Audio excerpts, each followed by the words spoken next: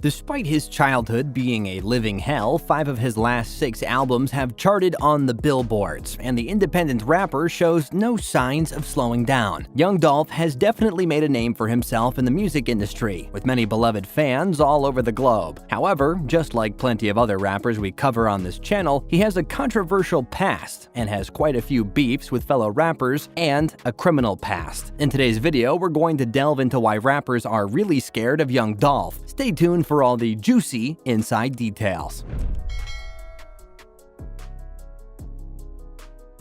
Interact with us. Subscribe and hit the notification button to be notified when we upload more content. Don't forget to leave a like and comment below. Also, feel free to suggest any type of videos you would like to see on this channel. Thanks. Young Dolph beefs Yo Gotti. Yo Gotti, Memphis' biggest rap artist in recent years, has developed as a popular figure in the rap game, with tracks like I Know and Down in the DM both raising the once independent hustler's national prominence. Yo Gotti has developed a mini empire for himself with his CMG label, which includes fellow Memphis rappers with the likes of Snooty Wild and Black Youngsta, among others. In addition to his stardom, while Yo Gotti is the most well-known Memphis musician of this decade, he has some strong competition, one of which includes up-and-coming rapper Young Dolph, a Chicago-born, Memphis-raised rapper who has been making some serious noise of his own. Young Dolph founded Paper Route Empire in 2008, and his high-class street music mixtape quickly became a hit, leading to collaborations with Gucci Mane and Pee Wee Longway. Dolph, whom Yo Gotti had earlier attempted to sign to his CMG imprint, was beginning to challenge his city's older statesmen in terms of buzz